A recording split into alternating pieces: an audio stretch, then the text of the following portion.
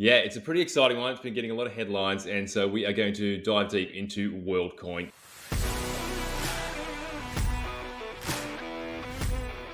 It's definitely something that's taken the crypto world by storm in this past week, for sure. Everyone is up in arms, either excited or very much so opposed to it. So I think we're going to delve into that today and really try and figure out, is it a good thing? Is it a bad thing? Should we be excited? Should we not? Can we make money from it? So let's get into it, Will. Do you want to tell us a little bit about WorldCoin and what it's trying to do? WorldCoin is something, like you said, has gotten everybody really excited and up in arms. But then the crazy thing about it is that not a lot of people really see the big picture and what it's after. To a lot of people, WorldCoin is just some new wallet they download and I suppose get an airdrop. But really, the cool thing is that it is a digital currency. But the whole point of the digital currency is to incentivize something that is much bigger and actually extremely ambitious by Sam Altman, the founder of ChatGPT. What it does is it incentivizes everybody to go and register their identity and pretty much create what Sam Altman is calling proof of humanity. Yeah, so we've been talking about this a few times, I feel, about the need for digital identity and digital verification. We thought blockchain was going to be part of that solution. So that's kind of what they're coming up with here. But a lot of people don't quite like this. A lot of people thought would be some kind of social graph kind of system of how we identify people, but WorldCoin is definitely doing it in a weird way. It's bringing hardware, so real world things, into the blockchain space, digital space. It's bringing in the thing called the orb. What is the orb, Mm. Will? What's this trying to do? Why do we want to use it? It's really difficult to create proof of humanity with just the web itself. A lot of projects have tried this and it's really difficult. What some of them do is they get you to provide your Facebook account and a whole bunch of other data points in order for them to prove that you're human. So they get you to provide your Facebook account, your LinkedIn account, and let's say your GitHub or Reddit account. And they figure, well, if this person has given us three accounts, they must be a real person. The problem with that is that it doesn't really prove that you're a person. It just proves that you are an entity that holds these three accounts. In other words, with today's technology, anyone could come up with a bot that creates a whole bunch of these accounts really quickly, really easily. And others even go as far as getting you to register your passport or your ID card to prove your humanity.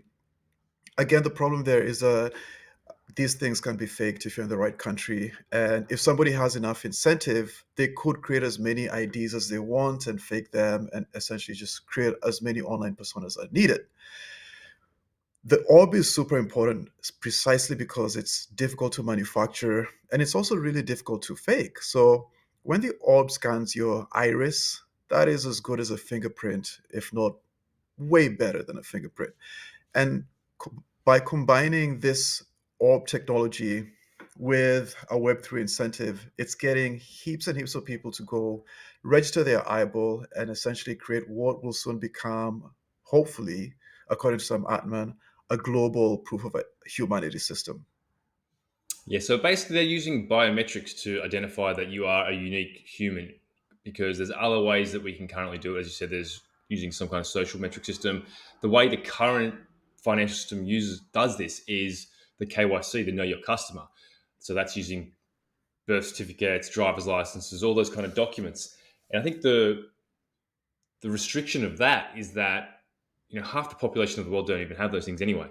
And so the Mm. biometrics is something that every human uniquely has. And so they've decided to go down this path of scanning your iris, identifying you're a human, therefore you are a person. So the thing that I think's got a lot of people worried is, okay, now we're serializing humans. We're taking a scan of Mm. their eyeball, we're giving them a number, which is kind of true. It's kind of not. As my understanding of it is that the way the system works, all they actually take of your identification is a unique code of your iris, and that's the only thing that actually leaves the orb. They don't take your name, they don't take your address. So it becomes, I guess, in a way, pseudo anonymous, but I think it's actually a bit more Mm. anonymous than that because there's some ZK proofs that I think protect it as well. So it basically says, here's the iris, we're going to scan this, put on the system, so you now got a unique identifier.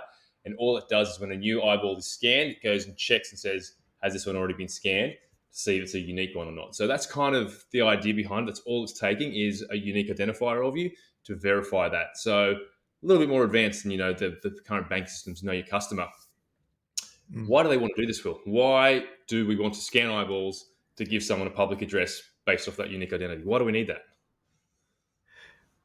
A unique identity will become very important, especially with the advent of AI. And I think what's super cool about this is that this pretty much came from the same person who is running ChatGPT, in that he could actually see the future and project that in the very near future, it's going to become really difficult to know whether a person is a real person or whether it's an AI doing something.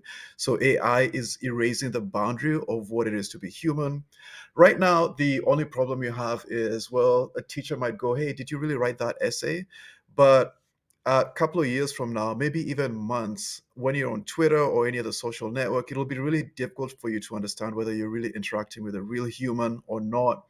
And this could create all sorts of problems in terms of voting and governance and things like that. It'll be really hard if you're an advertiser and you want to make sure that your product is going to the correct eyeballs. It might literally just be being viewed by bots. So there's using AI. There's so many ways to game the system as it is right now. And one thing that's going to become super valuable is actually the proof of being an actual human. That is going to be a space that is really interesting to watch. And whoever can crack that will probably make a lot of money. And if we aren't able to crack that, I think a lot of people are going to use AI to pretty much take advantage of a lot of systems, break into a lot of systems. And there's a lot of people working on that right now, in that they're working on the mischievous part of AI in order for personal gain.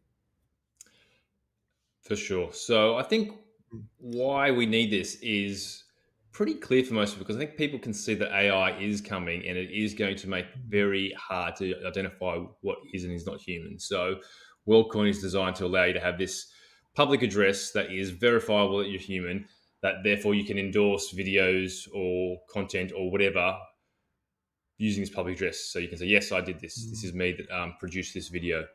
So that's the identification part, which I think is really powerful.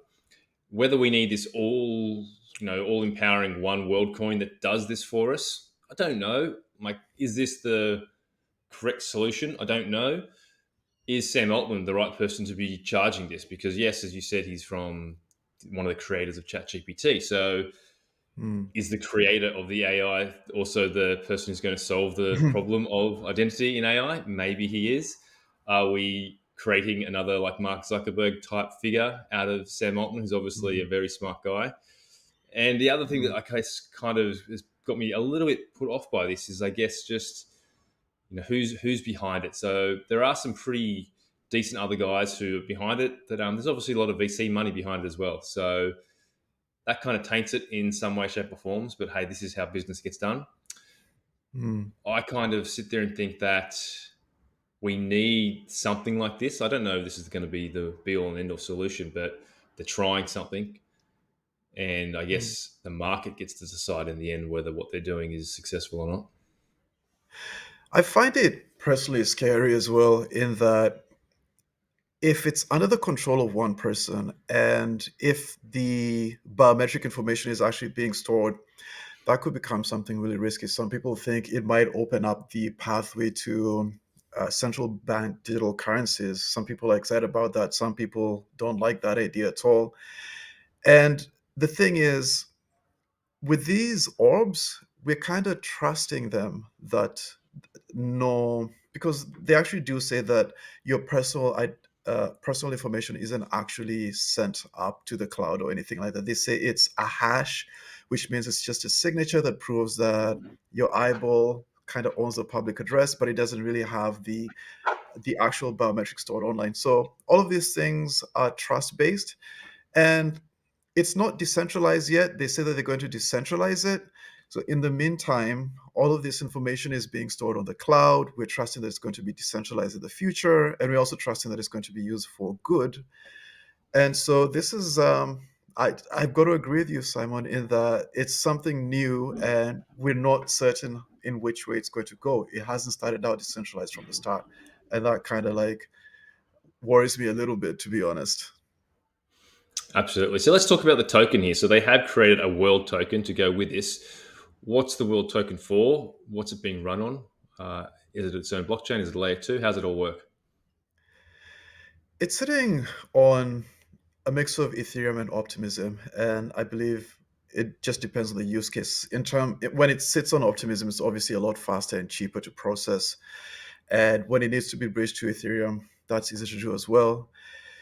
The token itself right now doesn't have a lot of use cases. It's just starting off as an inflationary token with the specific use case of getting as many people as possible to sign up for this world token and to have their eyeball registered through the orb.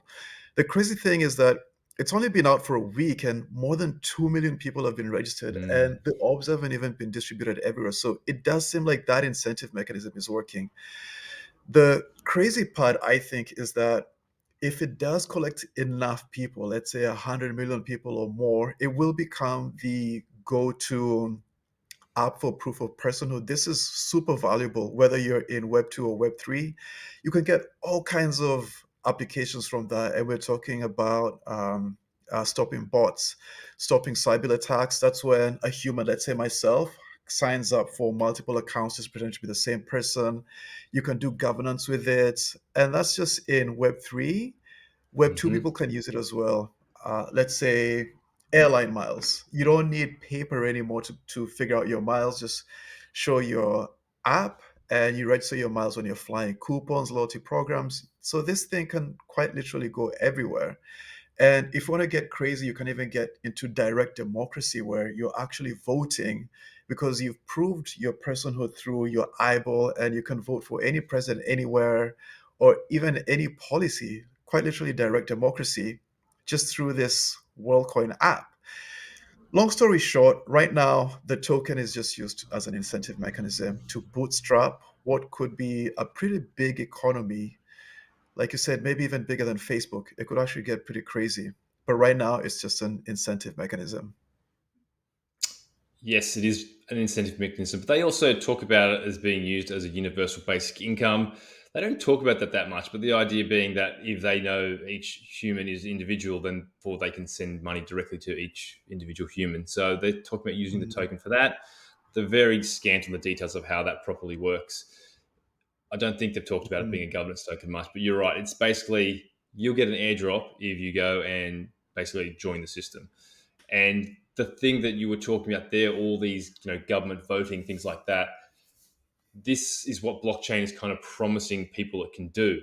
It can do a lot of these things to secure people's voting rights, to secure people's identities, but we don't have built on the blockchain yet the protocols to do that. So this is definitely Mhm. filling that void and saying, hey, we can do this step of it so that all these other things can be built like we're promising blockchain Mhm. can do. So I think that's what it is.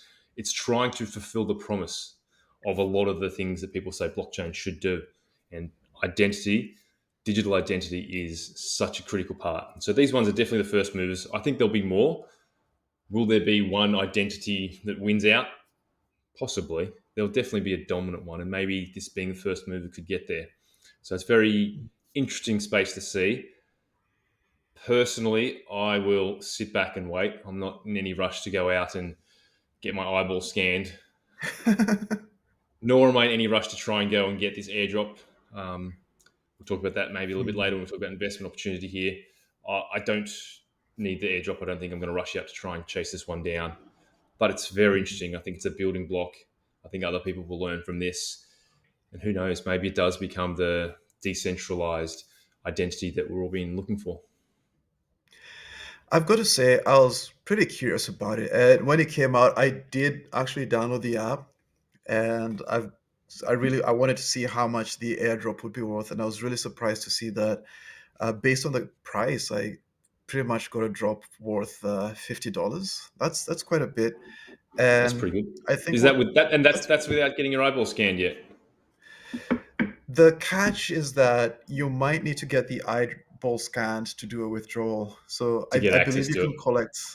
Yes, and these airdrops don't stop. It's got a really nice, tidy interface. It lets you buy a WorldCoin, Bitcoin, and Ethereum.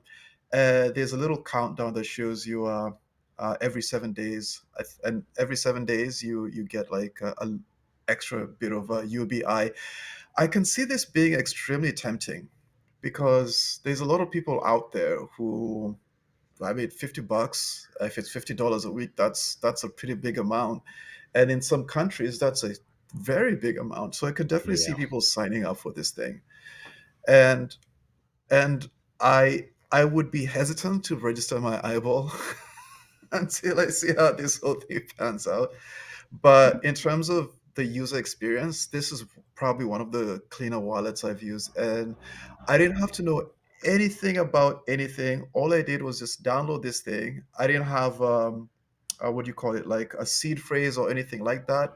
It was pretty much just download it, connect it to your Google account. It does something and it backs up your seed phrase to Google Drive. And if I ever lose my phone, no worries, no problems. Just get a new phone, download the app, and it's got my wallet there. And I've got to give it to them in terms of UX. They've done a pretty nice job. Yeah, well, that's very interesting. I maybe need to go down this app and have a look at it. But what you're saying is correct. Like $50 is a lot of money to many people, so that can really get the network effect going. Because if they can get millions of people from, I guess, countries where they don't have the identification documents already, and they're getting what is, for them a considerable amount of money, that's definitely going to help adopt people into the space. So it's a very clever idea, I think, of incentivizing people into it. Let's dive into the risks, mate. What do you think the risks are? We've kind of talked about it a bit. What do you Mm. see as the problems with this? These were actually from a blog post that Vitalik wrote about it, and he had a nice whole document written out on what he thinks on the security and all of that. But then he also talked about the risks, and one of the ones he mentioned was that, well, the first thing is that right now it's private, and you've pretty much got to trust them. And I think that's a big thing. Obviously, we don't have access to the orbs. We don't have anybody to take them apart and make sure that the information being sent is just a hash and not your entire biometric data.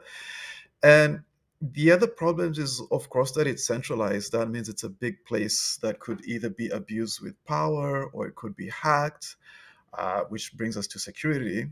So if it's centralized, it can be hacked on that side. But then the other problem is that I've got it now on my phone, and the problem is that somebody could steal or hack my phone. I could be coerced into this. The good thing with the coercion or even selling IDs, which, by the way, happens in a lot of countries. Sometimes you sell your ID because of a vote. Vitalik said you can solve that really easily by allowing users to reset their IDs. So if somebody comes to me and I'm in some country where I can sell it, I would just go like, here, yeah, take my ID for $50, do whatever you want with it. And as soon as they disappear, I've got the $50, and then I go somewhere and I reset the ID and I get a fresh airdrop. So that's kind of nice in terms of security. Then the other thing is that the orbs, they're a key part of this thing, and you can't get orbs everywhere. How many cities are there in the world, and how long will it take to get all of these orbs in all of these places for people to register? So there's all of these security and other problems regarding it, but I suppose I give it credit for being a really ambitious project. Absolutely, definitely ambitious, and I don't mind hardware and software kind of blending together. I think we're going to see that more and more with blockchain technology. Is that we're going to say, hey, it's great having these digital asset elements of it, but we still need to interact in some way, shape, or form with the real world. And this is a really good example. That, like Solana has a Solana phone, which is kind of, I guess, scratching the surface to a degree of integration between hardware and blockchain technology. You're right about all those risk issues for sure. I think the whole access to the orb is just more of a scaling issue. If it really takes off, I'm sure there's going to be ways to upgrade up the manufacture of the orb. So I think that's more of a scaling issue. Mhm. My just biggest concern is the first one that you said, I think, which is trust us. That's not really crypto ethos in so many ways, shape, or form. So that's why probably a lot of crypto natives have been feeling negative towards this, because it's just like, no, we don't trust, we verify, and we can't verify everything just yet. But I'm going to give these guys benefits of the doubt. I think they're legitimately trying to do something good. So we just have to Mhm. wait and see how it Mhm. goes, because I'm not ready to jump into it. No need for me to get into this just yet. I'll let them run their course and see if they can actually gain traction, and maybe you know couple of years' time, it'll be something I have to do because I'll be missing out on too many opportunities by not having it. That's Mm, probably mm, the best case scenario that I see. mm. I'm for sure not ready to scan my eyeball just yet. All right, well, let's The jump into in the investment opportunity, mate. Can we take advantage of this? What are your thoughts on investing in WorldCoin? interesting project, but it's already got a pretty big market cap right now. It's $200 million, which is a little bit high. I mean, Bitcoin is huge. It's got $500 million worth of market cap, but this project quite literally launched last week and it's 200 million. And so that makes me think it's probably either valued correctly or overvalued. But then the other problem is that for me is that it hasn't really shown its tokenomics and how it works. It does have a tokenomics page in the white paper, but there's nothing there. Mm, They haven't talked about vesting from investors or anything like that. And there's also no details about how the inflation will work with this whole UBI. We don't know if it's a limited supply or if supply can be increased. So, and then the other thing is that the ecosystem, it's not there yet. It could get really crazy. So for me right now, I think I just sit back and I'll let it trickle into my phone because I've got it on my app. But I wouldn't buy any, and I wouldn't just register my eyeball just yet. What about you, Simon? yeah, as an investment, I think it is a terrible, terrible investment to go buy any WorldCoin right now. You said yourself it's already $200 million market cap, but that's only taking in part of it. The fully diluted market cap is 20.6 billion. So they've got so much supply held back that if all of that supply was available, it would give it a $20.6 billion market cap, and that's a top 10 coin. This is that make it more valuable than Solana and Matic combined, is what it currently is. So that to me is an outrageously overvalued price of it. So that means that this is going to have huge amounts of inflation. 1% of supply is currently available. All that other supply is going to come dumping, dumping, dumping onto the markets. We don't know when. We don't know how. We don't know how much that's going to be kept by the VCs. And I don't mind the VC model. VCs need to fund these things, get them going. But at some point in time, VCs are going to start dumping tokens when they're unlocked to them onto the market to make money out of this. So this is going to be, to me, really, it's a dumping on retail. I personally think that's what's going to happen here is that VCs are going to have to dump these tokens on retail to get their money back. So it's a terrible investment. Maybe you're right. Maybe it's not a bad option to just download the app, register, so that you are starting to tick over and collect that airdrop. And so that maybe in 2 years' time, when this thing is really successful, you get to go and get your eyeball scanned then when everybody's using it and you've collected all that money over time. But honestly, the price, I can only see it going down based off the inflation that's going to come into the space. 1% in supply, $20.6 billion fully diluted market cap. Price can only go down from here.